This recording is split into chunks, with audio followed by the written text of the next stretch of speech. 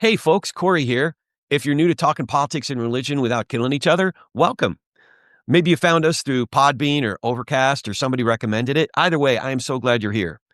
This week, we're doing something a little different because a lot of new listeners are finding us. So I wanted to give you a taste of what we've been up to the last few years.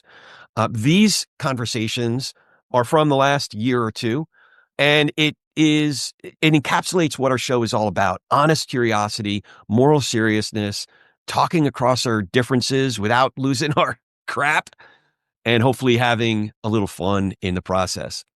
Today's episode is a definite standout. It's with David Brooks. He is one of the people, I've been reading his work for years and years. So when we first started this program, he is one of the people that I thought, man, it would be a dream to talk to him. And it certainly was. He delivered the goods. This is a conversation about moral formation, democracy, and the inner work required to live together in a fractured culture. I do introduce him in the original recording, so I won't go too deep into that. But I'll just say, I hope you enjoy it as much as I enjoyed having the conversation with David. And I hope that you keep on coming back and listening to more of these talks, as well as to engage in the conversation yourself. There's lots of ways to find the show, to find other episodes, to engage with me and others who have been participating. So here's my conversation with David Brooks.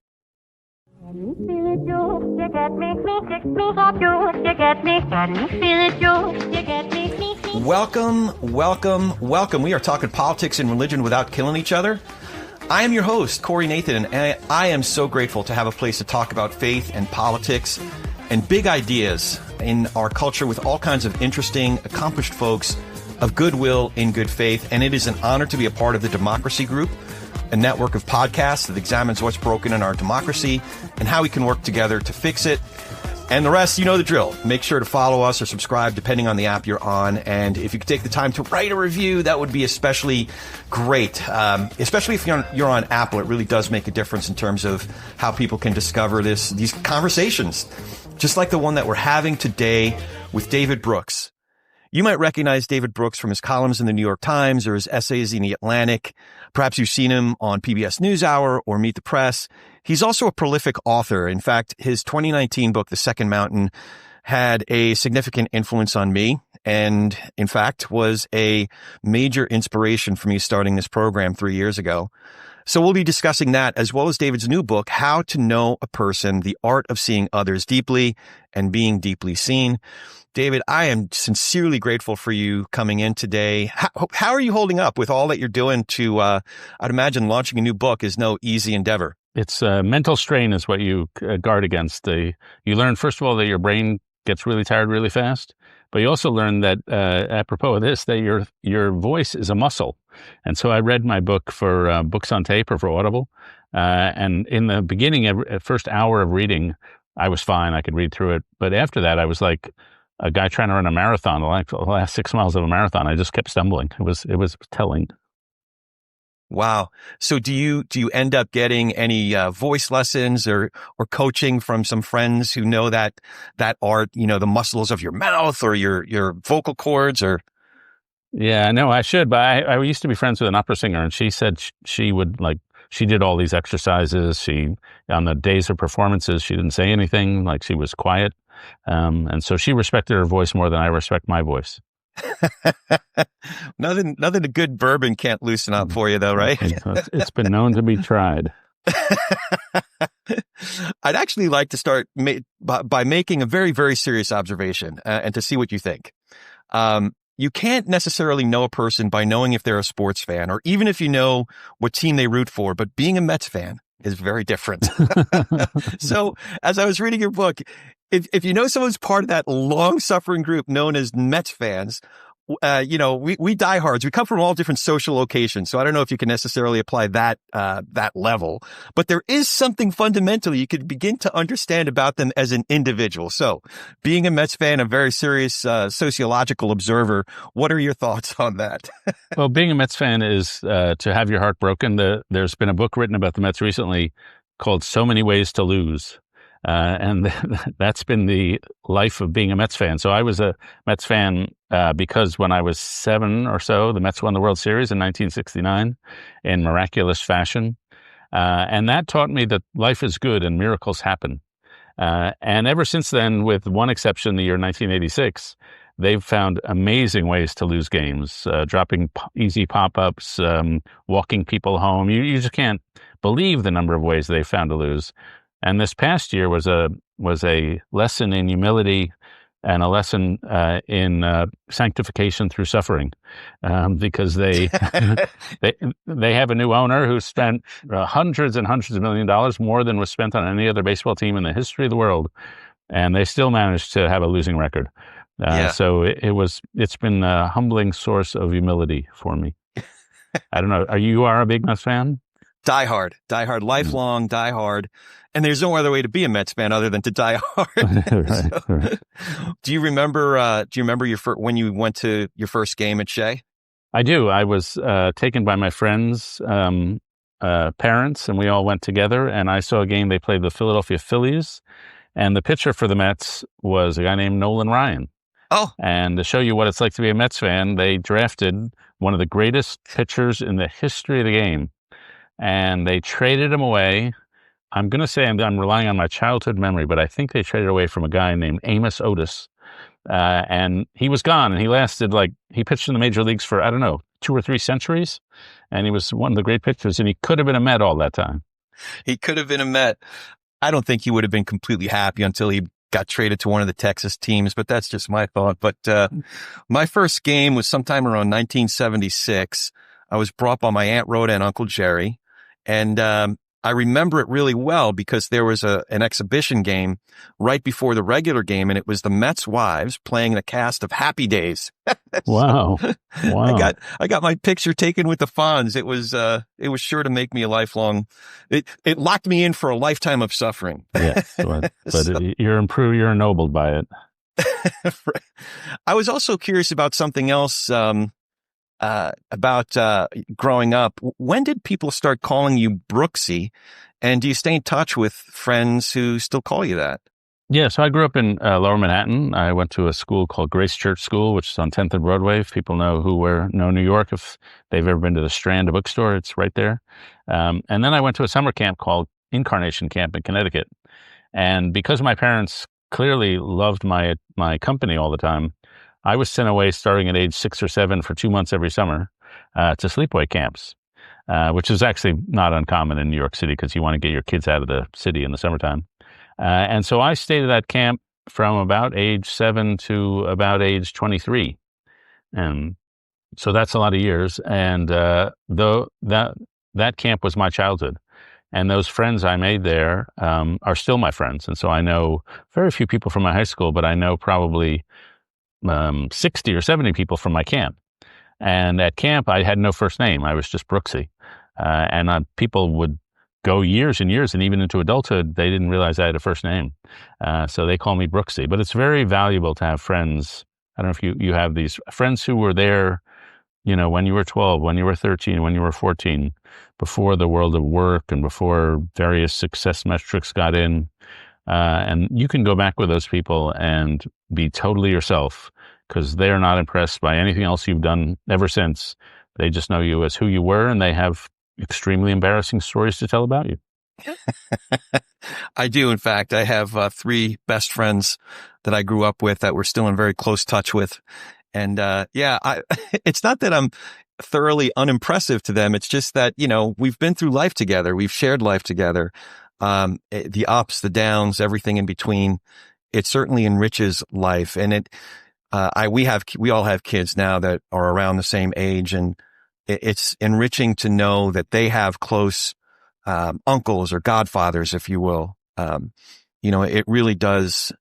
So you said you went there from 7 to 23. So you must have gone through different stages as a camper or a counselor, but even into your early 20s, that's quite a stretch. Yeah, well, I kept failing not tying, so they kept me back. So I'm kidding. Yes, I was a camper, and then I was a counselor, and even at an early age of 15, I was given tenths of 13-year-olds to supervise. And if you want to teach somebody to grow up fast, give them 7 or 8 13-year-old boys to supervise, and you have to deal with a lot. We went on bike trips, we went on canoe trips, and I think the The important thing about camp for me was, first, it taught me courage. In camp, we did a lot of activities like cliff diving, like taking canoes down rapids. They required some measure of courage. And so it was a good instruction in that and doing things you found scary.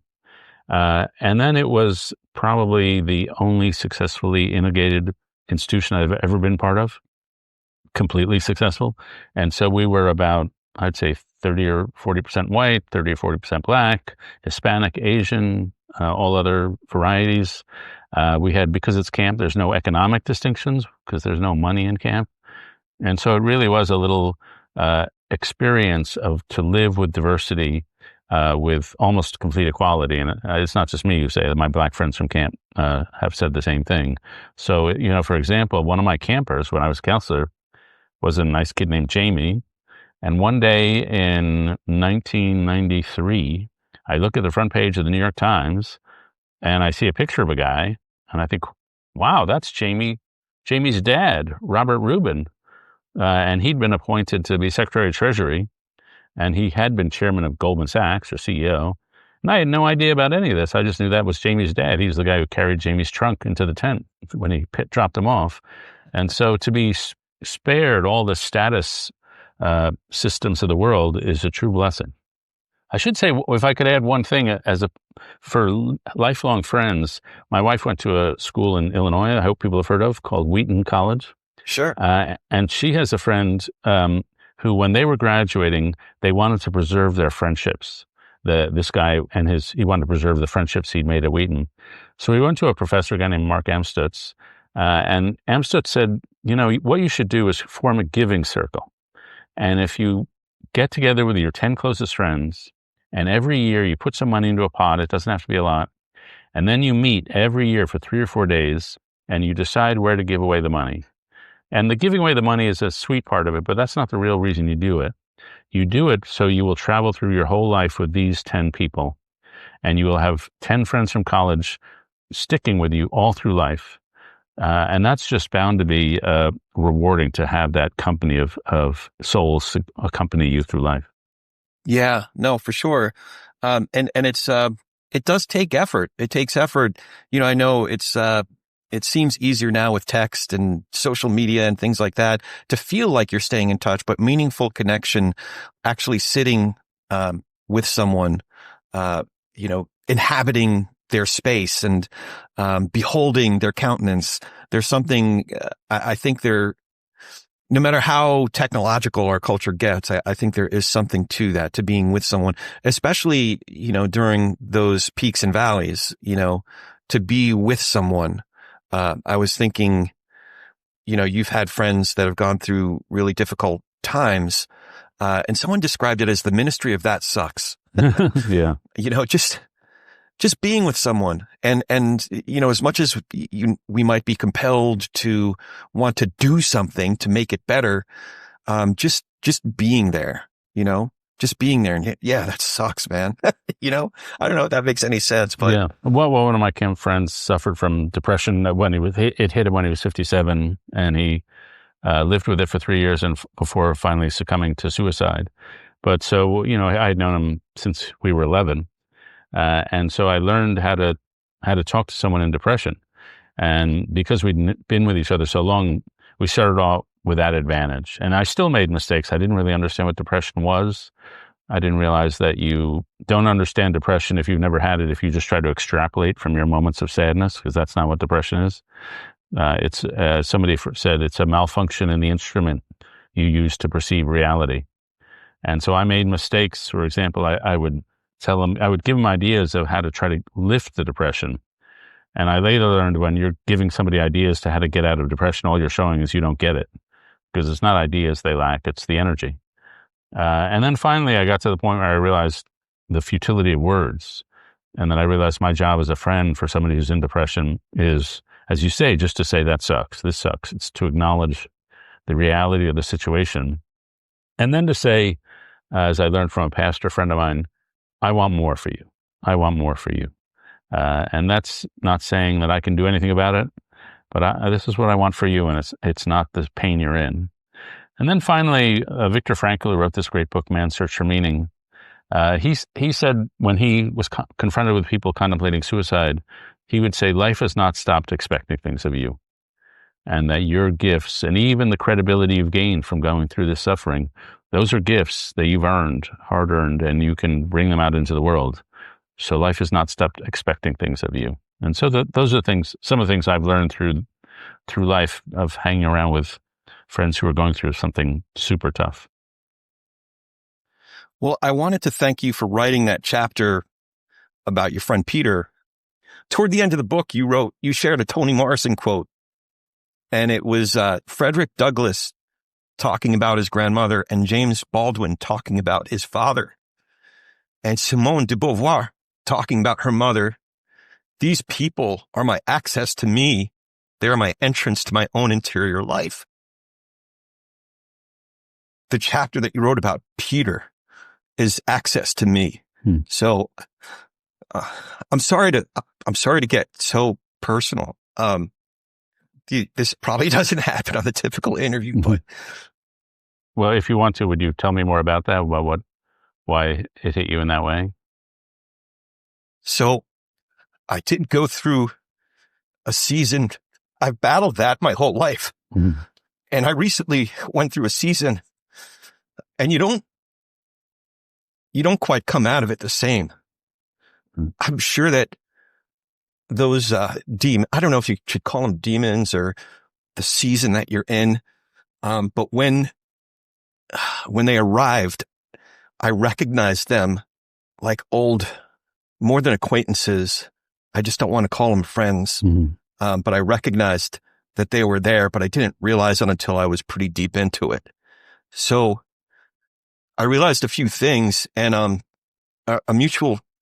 new friend of mine, and someone that you know, Pete Wayner, and John Roush, I happened to talk to them right in the depths of it. And a lot of times we're just putting on our mask and doing our best to muddle through. I was so glad to get, and we had a couple different talks at that time, and then Pete followed up with me after it. In fact, we did a tribute. We had one talk, just, I love getting Pete and John together, and that was so special because they're so different, but they're just wonderful together. So we had a talk, and then we had a talk, a tribute to Tim Keller and Mike Gerson, the two people that were on the top of my list of people I would have wanted to have had on this program that passed away. So we did a nice, Pete and John did a nice tribute to them. And then Pete followed up with me, and I remembered something really important. And that was, I need to be like an Olympic athlete in terms of discipline in order to manage this thing. And I got away from some of that. But what I wanted to tell you that I hope is encouraging to you is that one of the greatest tools that I have is what I think of as communion with loving souls. So whether it's just going over to watch a Mets game or a hockey game, or lunch or coffee or something, those friends who'd call out to me, even if they didn't know like what my situation was, it's a lifeline. So what you did for your friend is invaluable.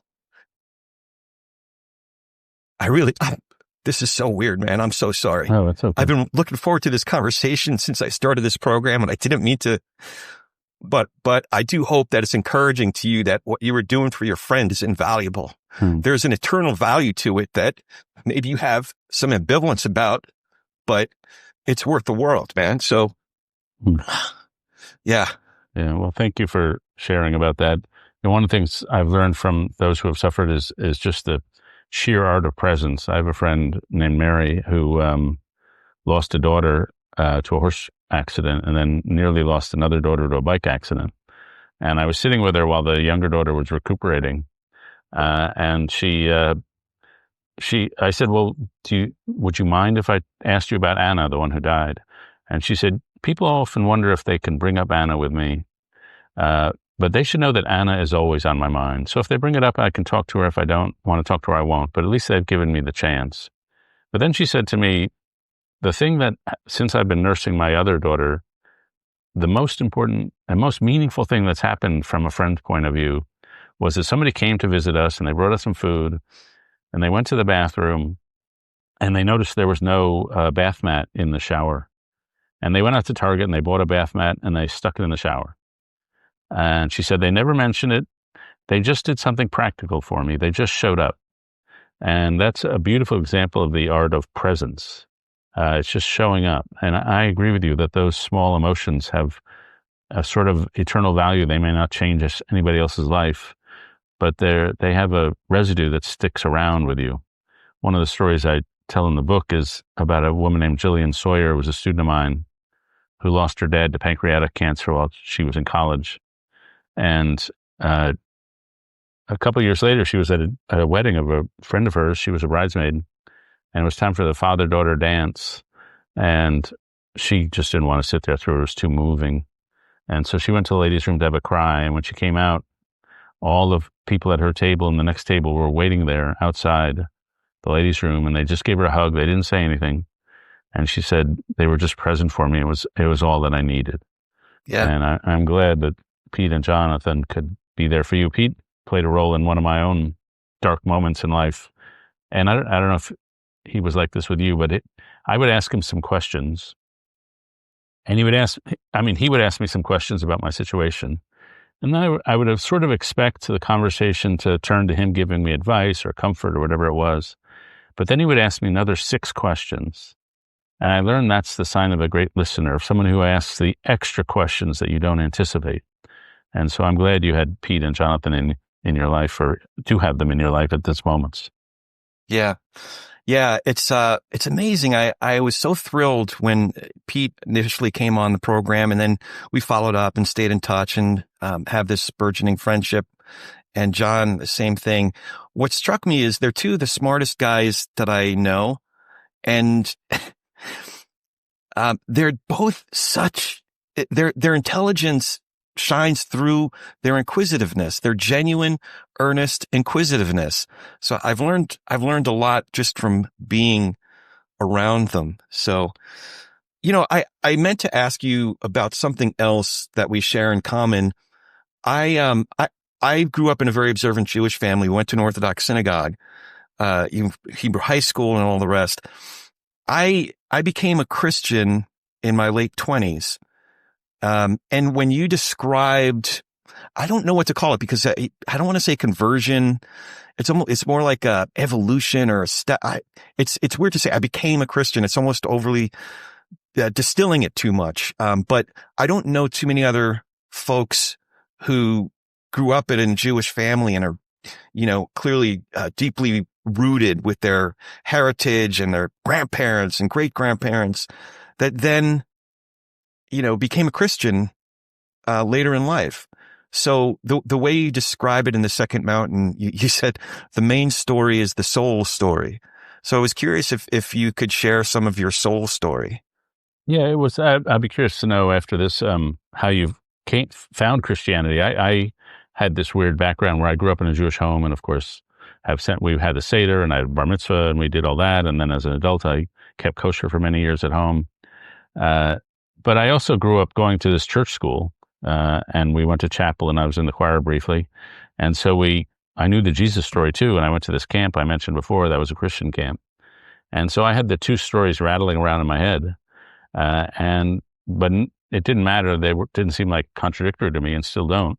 But they didn't seem real to me either, because I didn't think there was such a thing as God. So they were just stories. And then as I got older, but nothing too dramatic, but just the categories I had in my head were not commensurate with reality as I experienced it.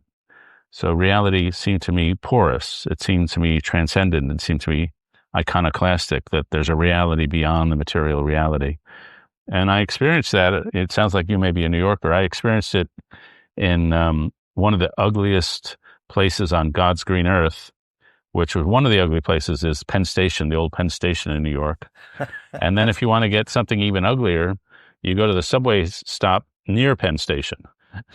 So I was at the subway, and I had this sensation looking around at all the other people in the subway that they all had souls.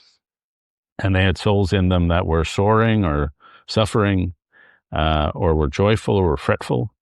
And once you get to the idea that every human being you meet has a soul of some transcendent value. To me, it was a reasonably short step over to believing there's a God. And then believing there's a God, the Christian story seemed to me the completion of the Jewish story, or the next phase of the Jewish story. Jesus obviously was a Jewish guy who emerged out of Jewish teaching. And I didn't have any great moments where like Jesus walked through the wall and told me to follow him. It was more like I was riding on a train, and all around me, the people were pretty much normal, reading the paper, drinking coffee. And I look out the window and I see that we've traveled a long way. And somehow we've crossed a boundary, and we've left the world of secularism or of atheism. And now we're somewhere in the world of belief. And so there's no dramatic moment, but you realize you've traveled. And the rest of my life has been filling in and seeing what that traveling means. So can I ask you, when you discovered Christianity, how did it first enter your radar screen? Well, I had a couple of guys that were mentoring me in business. Part of what they were doing was they were referring me to books. And every damn book they gave me was a Jesus, or what I considered a Jesus book. And being a Jew, with Brooklyn and New Jersey and my people, we have sort of an allergy to a particular form of evangelical Christianity. Mm-hmm. So I read the books for the information and tried to just overlook this annoyance of the whole Jesus thing. But eventually I took my friend to task. I thought I was taking my friend to task about it. And I said, "What's up with the Jesus thing?" And he gave me another book. Mm-hmm. The first one he gave me I think it was called More Than a Carpenter. It was a relatively short book, but it was the first time I had read anyone trying to make an empirical case for the life, death, and resurrection of Jesus. And I still was thoroughly unconvinced, but it opened a door for me. And that time, it was 2000. So from spring through fall of 2000, I had a voracious reading habit. So I read a larger book called Evidence That Demands a Verdict. That went into much more detail. But then I started reading C.S. Lewis, and I found that a lot more philosophically compelling. But I also started reading answers to C.S. Lewis and G.K. Chesterton. Bertrand Russell I found really, and those conversations, between Russell and guys like Chesterton were really interesting. And I finally started, I think it's something that was in me. The questions were forming in me from when I was a child in Yom Kippur services. So I was really, the soil was turned over pretty well by the time I finally brought myself to read the New Testament. When I went to the beginning of the collection, the New Testament in Matthew, 5 chapters in, I came across what I recognized as a Devar Torah. The Jesus, as the rabbi, was giving this brilliant Devar Torah, and I didn't realize I was reading the Sermon on the Mount. I heard the sermon, I'd heard the expression, the Sermon on the Mount, but I didn't know what it was, and I just, wow, this is incredible. This is an incredible interpretation of Torah. I also saw that his interactions with the Pharisee characters looked a lot like if you stay after shul on Shabbos, and you listen to the rabbi and his brother or the cantor or any of the elders, having lunch, so somebody has a Kaddish, and that's just what conversation sounds like between Jesus and the Pharisees. That's just what conversation sounds like. So it felt very much at home to me. That's really how it came about. I got through it in a couple days, and then Revelation 21 and 22, how that makes a full circle to Genesis 1 and 2. There was something about that I found really compelling. I was more surprised by how it all came about than just about anybody, but there it is. Just questions that I need answering to, and it seemed coherent. The existential questions that seemed to be answered. Does that make sense? Yeah, for sure. And I mean, it's obviously going to be an ongoing journey. It was important for me to see Jesus as a Jew, and that there are all sorts of versions of Jesus that are out there. There's the Renaissance art Jesus, which is sort of the guy with wispy guy, 2 fingers in the air and blonde hair. And then frankly, there's the Oxford Jesus of Lewis and Tolkien. But to me, the Jesus who was a Jew was the guy who lived in Galilee at a time of revolution, a time of mass strife, of sometimes mass murder, of colonial occupation. And this Jesus is a total badass. He's a guy who takes all the power structures around him and he flips them over all at once. And so, as as somebody who used to cover the Middle East, um, it was important for me to see him flowing out of the Jewish world and struggling and fighting and combating within that world. And if anybody has been to Jerusalem, you know how crowded it is, how dense it is, with different factions and different groups of people all vying for a small piece of real estate. And so it somehow felt connected to me that this guy was a total renegade. Yeah. Yeah. Do you have any ambivalence? You talk a lot about your grandparents' generation, your great grandparents' generation, and you still, you can't shake we're still Jewish, so do you have any ambivalence, when you think about your being Jewish and, what your grandparents might have thought? Yeah, I'd have mountains of ambivalence.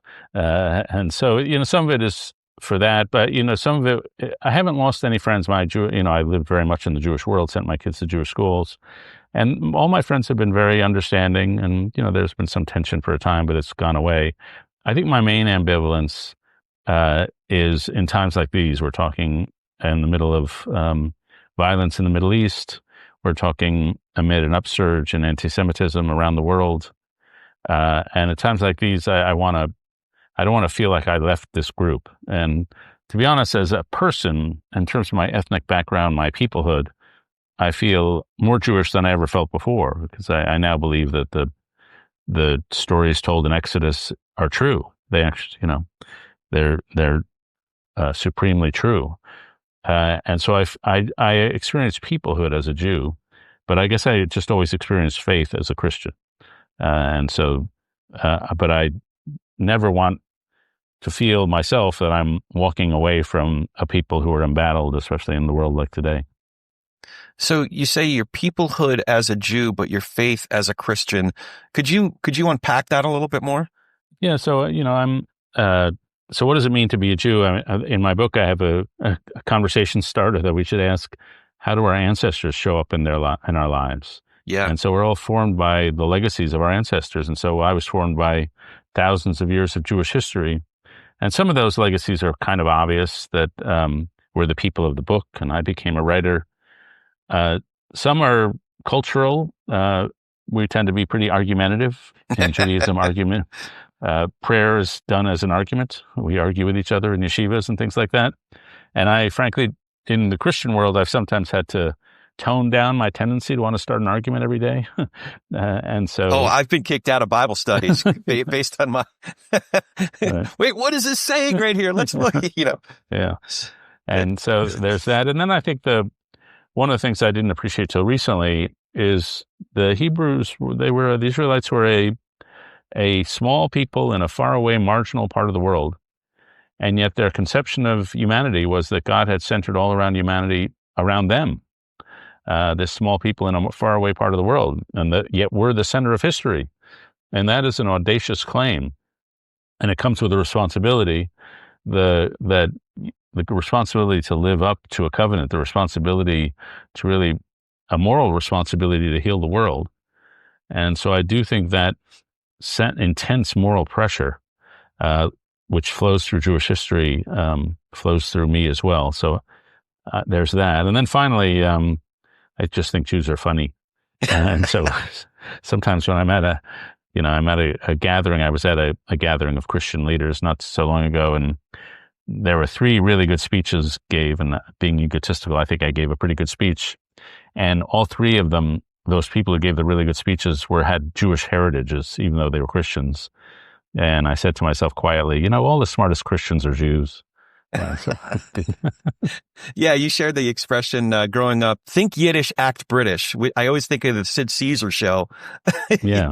So, yeah, we were not the huggy kind of Fiddler on the Roof kind of Jews. We were the intellectual kind. I wonder, too, a lot of the Christian writing that you refer to, Wendell Berry, some of my favorites, Wendell Berry, I wish that my head was more in that world, but I live in a valley where Masters University is, John MacArthur. So I'm surrounded by MacArthurian acolytes, and it's I bring this up because I certainly have ambivalence about my ancestry, my heritage. I feel, and to your point, I feel more Jewish now than ever before. But my other ambivalence, frankly, is American evangelicalism. Is that something that you struggle with as well? Yeah, well, I became Christian in 2013. I always say becoming Christian in 2013 is like investing in the stock market in 1929. It was not the best timing. Um, and so there's been a lot of, Ravi Zachariah, there have been scandal upon scandal in those days, and Christian nationalism has risen and spread, which is not my favorite cup of tea. But I am also, I knew nothing about the world I was entering.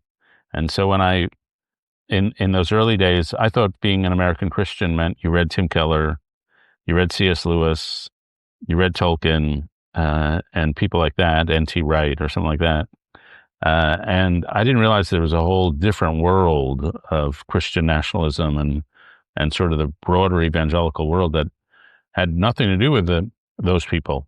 And so I told a friend of mine who runs a seminary that I thought being Christian was like reading Tim Keller. That's what Christians do. And he said, "Oh, you thought it was all the Shire. You thought the Shire was the whole thing." But no, it's not. It's a lot more than the Shire out here. Oh man, I wish that that was more my world, but I bump up against it more often. It does make it harder, but you put it a certain way where your faith is the level or the strength of your faith is not that it's elusive, but it depends on the day. So you wake up and can I answer these questions all over again? Yeah, I was really helped by Frederick Buechner, who made that quote. He said, "You should wake up every day, you should read the New York Times, and you should ask yourself, can I believe it all over again?" And he writes that if you say that yes to that question 10 days out of 10, then you probably don't have the kind of faith I have. But if you can answer it 3 or 4 days out of 10, you should answer that question yes with joy and great laughter. And so when Buechner gave me permission to have those moments of dryness or distance from God, that was very useful and very helpful for me. Yeah. I also wanted to talk to you about Weave. Is Weave a product of the convictions from the work that you did on writing The Second Mountain, or is it the other way around, or is it more symbiotic? I guess first share with folks what Weave is. You're a co-founder of this great organization. Yeah, so it's more symbiotic. So at about the time in the mid 2010s, I was just noticing this social breakdown, and that's the rise of depression, the rise of suicide. 54% of Americans say that no one knows them well.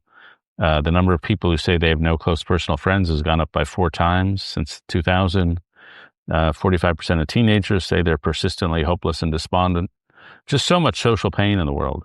And it manifests as loneliness and distrust and disconnection.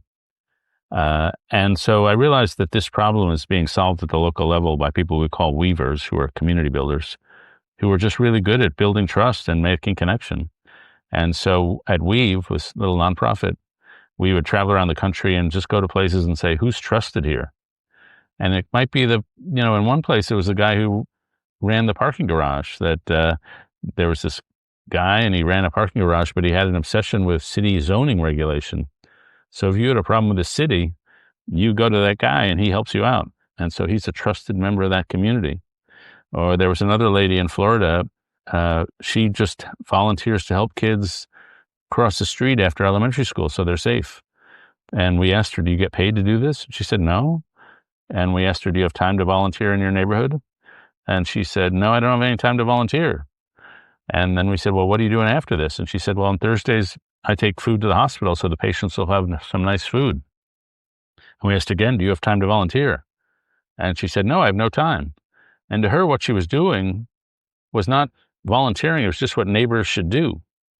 And so these people are rebuilding trust, are rebuilding connection, and rebuilding community. And so Weave is an effort to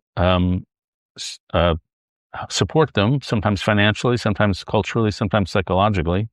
And we bring them around the country to tell their story so other people will be inspired to live a little like this. And this new book, How to Know a Person, flows out of the same problem.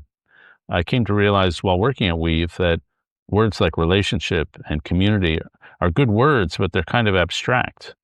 And the actual act of building community is the act of performing a series of small social actions really well. How do you be a great conversationalist? How do you listen well? How do you disagree well? How do you ask for and offer forgiveness? How do you sit with someone who's in grief? And so the book is really an attempt just to walk people through these skills so we can be better at the moral skills of being considerate to other human beings. I was curious. You mentioned in how to know a person, the new book, that you interviewed hundreds of community builders. Are there any others? I'd love to hear about some more of the folks that you interviewed and maybe some of the things that you learned from those conversations. Sure, I've got lots of stories about that. So, for example, another guy I met in Houston named Pancho Arguelles, he has an organization, used to run an organization called Living Hope Wheelchair Association. And so it takes people who've been paralyzed in construction accidents, most of them Hispanic, and it gives them wheelchairs and diapers and catheters so they can lead dignified lives. And then it trains them in becoming social workers. So you'll be in Houston and this group of 25 Latino guys in wheelchairs will roll into your neighborhood and help you work on your community's problems. And I once said to Pancho, you radiate holiness. And he says to me, no, I reflect holiness. Oh, which is the right answer. And so he should, like, as the country was sliding into despair and over the bitterness of the last 5 years or so, I've been surrounded by some of the most uplifting and selfless people it's possible to imagine. And they're in every town. You just go into a town and say, who's trusted here? And people start spitting out names, and often they're the same names. And so there's an army of people who are really selflessly living for their community. And they may be helping kids in the neighborhood. They may be cleaning up empty lots. Whatever the neighborhood needs, they assume responsibility. A lot of us see a problem and they think, well, somebody else should fix that. But these people automatically say, no, I'm going to fix that. I assume responsibility here. it sounds like it was convicting for you that maybe this was part of your second mountain, if you will, or another way you put it. I forget if it's in the second mountain or the how to know a person. You describe, if you draw a line through times you felt most fulfilled, Weave would be a part of it. So yeah, that's from Nietzsche. He says, draw a line through the 4 or 5 most rewarding experiences of your life and see if there's a thematic constancy to them. See if they all share some common theme. And he writes, if you can discover that common theme, you've discovered the law of your very nature. And I think for me, it's the common theme. It would seem to be writing superficially, but really it's teaching. That my biggest joy comes from learning something from some wise person and then putting it in a book or an article, and then somebody else writes it down because they find it helpful. And that's the most rewarding thing I do. And so I'm more of a teacher. And one of my favorite phrases about writing is, we writers are beggars who tell other beggars where we found bread. So we're just trying to share what's helpful. I was curious about that. I forget if it was a talk that you gave or one of your columns where you describe your writing process. And it sounds like you're kind of like a collage maker, but with words. In other words, if I remember correctly, and correct me if I'm wrong, you read a lot, you're learning a lot, and then you're taking things that strike you, and then you're organizing them around, say, 10 paragraphs of a column. Do I remember that right? Or I'd love for you to share a little bit more about your process. Yeah, so I have a bad memory, and so I'm always taking notes, and I'm always printing off things that I find useful or relevant for whatever I'm writing about. And so when I sit down, for example, to write a column, I'll probably have maybe a notebook worth of notes, and then maybe 200 pages worth of research that I've done that I've marked up with my pen. And so I lay it out on the floor in piles, and each pile is going to be a paragraph in my column. And so if you look at me while I'm writing, I'm not typing into a keyboard. I'm crawling around the floor of my living room, putting pieces of paper into different piles. And there might be 14 or 15 piles for one 850-word column.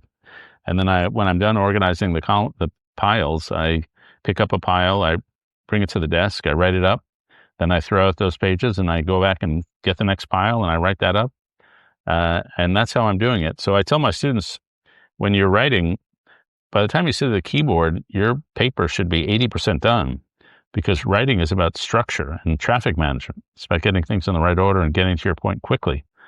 And so that's my process of just, I need to see it geographically laid out in front of me for me to have any coherent sense of what it is I have to say. That seems very rigorous. It seems, I think the impression is, you're just brilliant and you come up with these brilliant words and ideas and you jot them down and New York Times or the Atlantic or whoever it might be takes, but it's a very rigorous process that you're describing. That's what struck me when I first learned about it. Are you driven by your curiosity, or what drives you to go back and do it again? I'm driven by the fact that I always have a column due in a few days. So deadline. So Yeah. a friend of mine said the most important quality a piece can have is the quality of doneness, just getting it done. And so, yeah, I settled on this method because, primarily I'm a newspaper writer, so I have to be fast. I have to be able to write an article in, a few hours. And to me, this method is just a lot more efficient than sitting at the keyboard and trying to noodle my brain around into writing something coherent. Then if I try to do that, I just wander around heedlessly for hour upon hour. So this is my way of making it more efficient. How much reading do you do? Because I think you said that you write daily, several hours a day, but I would imagine it also requires a ton of reading. How much reading do you do on a daily or weekly basis? An enormous amount. Though I don't read the way normal people read. I read to steal. Some people read to appreciate. I read to steal. So I'm reading for points that I can quote or arguments that I can refer to. And so I'll have, I'm on a trip right now. I'm in Chicago, and in my backpack, I think I probably have 7 or 8 or 9 books in there, and I'm going through them and I'm underlining. And then someday I will synthesize them into a column. I found it tremendously, I don't know, but I'm going to ask you this. I found it tremendously helpful to realize what my actual skill is. So in theory, you can say broadly, I write. That's my profession. But my actual skill is synthesis. If you give me a mass of data, I can find a pattern in it. And it may not be right, but it will be a pattern. And that's what I do. I synthesize masses of data into one pattern. And so I'm not like a novelist, or I'm a synthesizer looking for the patterns in the universe. And once I appreciate, well, that's what I do. That's my one magic trick. Then I can do it over and over again in different topics. And I find it tremendously rewarding when I find a pattern and it seems to make sense of what was only confusion. I don't know if you sense a talent like that in yourself. I think I'm still trying to figure it out, to be honest. How do you curate what you end up reading? Is it based on recommendations, or do you pick up references in one book or essay, and then that leads you to, for example, someone might reference William F. Buckley, or we talked about Bertrand Russell, and then that prompts you to read some Russell essays. Is that how you end up curating? Is it more of a meandering process, or is it more directed? Super meandering. I actually had to go back and look through How to Know a Person recently. And as I'm reading a book, which took me 4 years to write, I'm remembering all the chapters I wrote that I cut out. I'm remembering, like, I saw one sentence that's in the current final version of the book, but in an earlier version, it was an entire chapter of about 15,000 words, and it got reduced to one sentence. So when you go back and read your own book, you're aware of all the many layers. And so for this book, I want to know, like, what are the skills to get to know somebody? And so I did this meandering journey. I read some books about conversation. I read a ton of memoirs because I wanted to see how memoirists present themselves. I read a ton of biographers because biographers are really good at knowing a person, knowing their research subject. The people I spoke to who were among the most rewarding were actors, because actors have to get into a role. And I found them to be extremely articulate in explaining to me how they understand the characters they're playing. So, for example, I interviewed Matthew McConaughey, and he said, when I am investigating a role, I try to figure out what's the physical gesture that this person uses that sort of characterizes their whole personality. So he said to me, at one point, I was playing a guy who was a hands in the front pocket kind of guy. a guy who keeps his hands in his front pockets. He's sort of, his shoulders are bent in. He's sort of stooped in on himself. And as he was describing that, I was thinking of like a Richard Nixon, a guy who carries himself with a little stooped in posture. And he says, if I've got a guy who's stooped in, when he's trying to be assertive, he's going to be fake. He's not going to be naturally himself, so he's going to overdo it. So I had to know that that was going to be the role. And so that was the way Matthew McConaughey achieved some psychological depth in understanding his character. And I've read interviews with other actors who are like the same. If anybody remembers the John Adams miniseries that probably was put on maybe a decade or so ago, Paul Giamatti plays John Adams. And he said, I really came to understand Adams when I realized he has psychosomatic illnesses. He always thinks he's sick. So he walks through the world constantly in a sour temper because he thinks he's sick. And that helped me give a little dyspeptic edge to his personality. So, and if you want to increase the empathy levels of your kids, enroll them in drama. The one of the great ways to increase empathy is to have them play somebody else on stage. You're preaching to the choir. So I studied method acting in New York for a number of years. And are you doing any acting now? Did you enjoy it? You know, I ran a theater and film ensemble, a little tiny, collaborative, where sometimes we would do short films, and we did some Shakespeare and Chekhov and Tartuffe. We did a Moliere play. We did some nice pieces together. I did that for about 15 years. It started out as a ministry. So when they first approached me about doing the drama ministry, I'm a New York theater snob. So my first thought was, what could be worse than community theater is church theater. So we ended up, but I set some impossible hurdles for them that they said, oh, that's a great idea. I said, well, if we're going to do this, we're just going to do a year's worth of training, some classical and method training. And the worship pastor said, oh, that's a great idea. And I was thinking, no, it's a terrible idea. But we ended up doing some really great work together.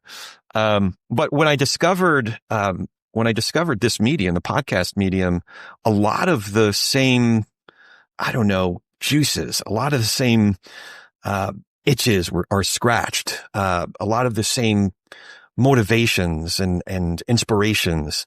The very first podcast I listened to, my producer's hat kicked into gear, my artistic director's hat kicked into gear. And I just thought, man, the conversations you could have and the stories you could tell on this medium are really unique. So I started becoming a student of podcasting as a medium. And that's when we started. Not too long after that, about 6 months after that, we produced our first program. And then 3 years ago, we started this one, and we're still learning. So speaking of this program, I have the TP&R question, the Talk Politics and Religion question for you. What do you think each of us can do to be able to share space with, to have better conversations with, perhaps even nurture relationships with people across our differences? So that includes people who think differently than we do, have different beliefs than we do, who get their news from different sources than we do. How can we do better at talking politics and religion without killing each other? Or is it even possible? Yeah. Well, first, get really great at conversation in general. And so in the book, I collected a bunch of conversational tips from people just so I could try to be a better conversationalist, because none of us are as good as we think we are.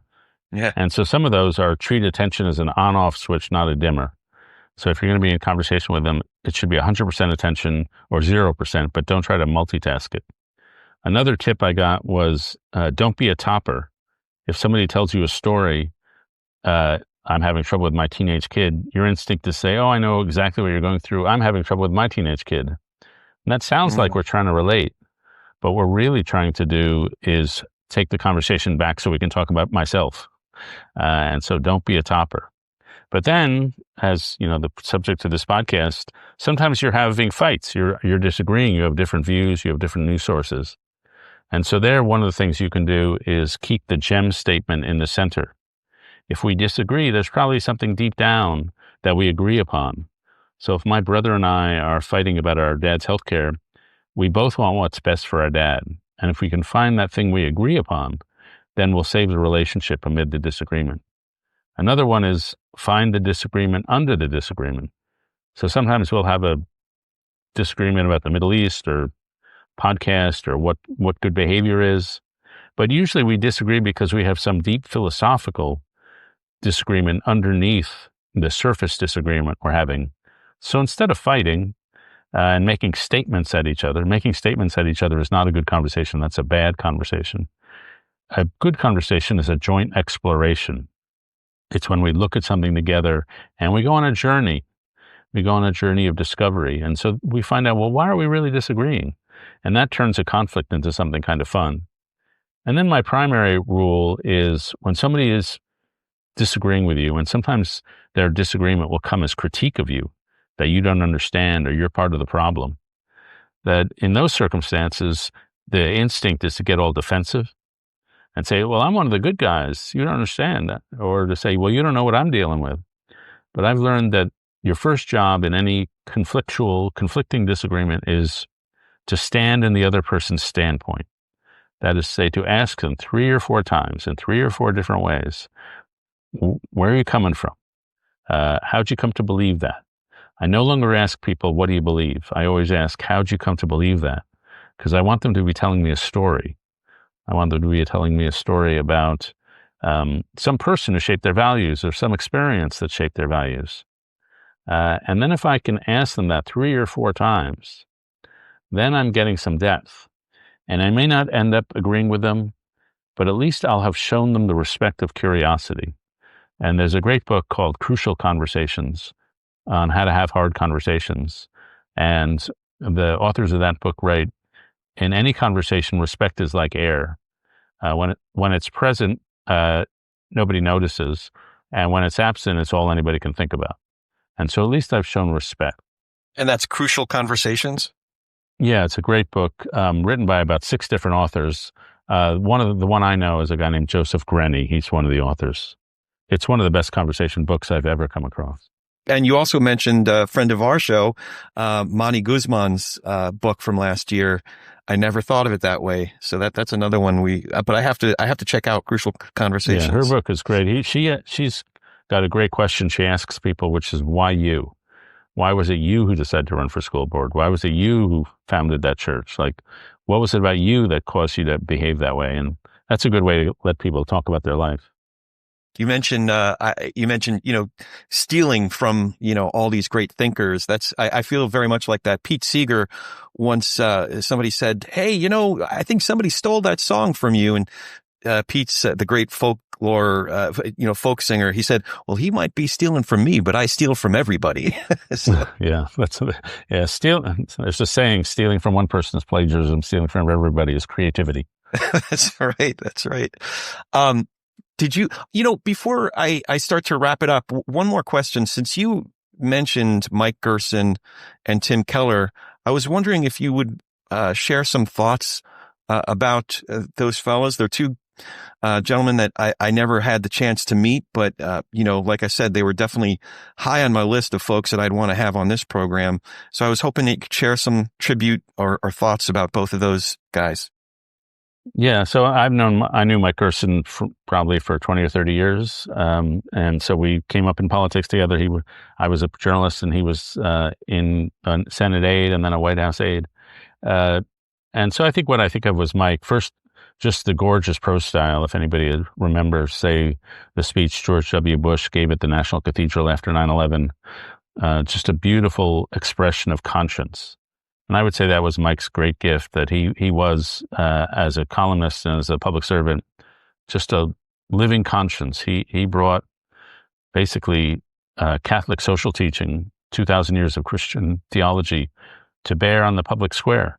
And he really was beatitudinal in his conscience. It was, the last shall be first. His love was for those on the margins. And he was instrumental, as Pete and Jonathan probably mentioned, in the creation of PEPFAR, President Bush's anti-HIV initiative in Africa. And so he was instrumental in a program that saved millions and tens of millions of lives. And what a contribution to the world that is. And I saw him toward the end of his life. He really had the book of Job thrown at him. He had cancer, he had heart problems, he had depression. And yet when I saw him a few days before he died, he was telling stories, and they were mostly stories of gratitude for somebody who'd been unnecessarily kind to him. And it was just interesting to sit there as those stories just came out. And he was beautiful at the very end. And then Tim Keller, I probably have known him for 10 years or knew him for 10 years. And he was crystalline in his logic. He was somebody who had a very systematic thinker. He had an encyclopedic knowledge. And so his sermons were so beautiful and curious because he was always exploring the Gospels. And I think what gets underappreciated with Tim was how joyful he was. We would have these Zoom conversations, and he was always like leaning back and hanging around. He was not stiff and formal. He was just like, well, here's what I think. But he had a lightness of spirit. And if you're going to be a Christian, you better have a lightness of spirit, because that's sort of what it's all about. And so as much as I admire the intellect that Tim brought to the world, I think I admire that genuine warmth that sometimes could be hid behind his massive intellect. But, he began his career as a pastor in a small church in Virginia. And it was a church where only 5% of the people had gone to college. And so he related person to person, not as some sort of academic way. And I think he always understood that was a higher form of intelligence than you might get at getting a PhD in theology. Yeah. Well, I appreciate that. Through our conversation with Pete and John and what others have shared, it's been great feeling like I've gotten to know those guys. So I appreciate your thoughts on that. Before we start to close it up, did you have any questions for me? Yeah, I guess I'm just become very curious, and maybe this is boring for your listeners, but if you could give me a 2-minute summary of, it sounds like your career has been a journey. So I'm just curious, like, how you went from here to there. Oh, so yeah, so I I started out as a stockbroker during the day, going to a theater conservatory at night, and have been an entrepreneur, and small business owner most of my adult life. But your book really, I think I was starting really grappling with vocational questions at that point in my life. And I think I read The Second Mountain once we were in lockdown for pandemic. So to think of what I could do with this next chapter of my life, to think of it in terms of doing something more meaningful, taking what I think I do okay, and taking some things that I have a capacity for, bringing them all together, and in such a way that addresses some of the problems that I see in the world. Because for me, since it's funny, because when I became a Christian, I realized I had to have some tough conversations about religion or our heritage or theological questions with my family. But when I went into the church, especially out here in this region, I realized that there were a lot of folks I was going to church with where their social and political preferences, positions took precedence, even if the Bible bumped up against it, even if what we were reading in Scripture was at very much at odds with it. So I've had to have very difficult conversations about that. And it was something I was seeing out in the world as well. I was seeing a hardening, a callousing, othering. Not that I had all the answers, but I wanted to explore these problems and these questions with people that I thought were already contributing to the solution. So folks like you have been, that's why it's so special to have you on the program today. Guys like John Rausch, and, the epistemic problem that he addresses in Constitution of Knowledge, and Pete, identifying early on that, Trump ain't the thing in July of 2020 or June of 2015, or Monty Guzman or Lisa Sharon Harper, these wonderful people who've contributed so much to diagnosing the problem and coming up with solutions and participating in the solutions. So that's, does that answer your question? Yeah. Yep, for sure. Thank you. So before we wrap up, how can folks follow you, find your latest book, How to Know a Person, your writing in the New York Times, The Atlantic, and all the great work that you're doing? Yeah, I'm pretty available. If you go to the New York Times, you might have to pay some money, but you can read my columns there. I also write for the Atlantic. And then How to Know a Person, it's called The Art of Seeing Others Deeply and Being Deeply Seen. And it's available at Amazon, on Barnes & Noble, at Target, wherever books are sold. And those links will definitely be in the show notes, so look for that. Thank you so much for doing this. This really is a highlight for me. You've been a teacher of mine in a very concrete way for quite a few years, and getting to actually speak to you is just it's a real treat. So I just want to thank you sincerely. Oh, thank you. It's been a very unique. It's not a normal podcast experience, so much better, more interesting. So thank you. Yeah, I guess your interviewers don't typically come to tears when they're 5 minutes in. So I thank you for indulging me and being patient. Your grace is very much appreciated. Oh no, I'm pleased to be part of it. And thank you for joining us and listening. As always, if you appreciate what we're doing here, please subscribe, as I mentioned earlier. And writing that review really means a ton. It really helps us.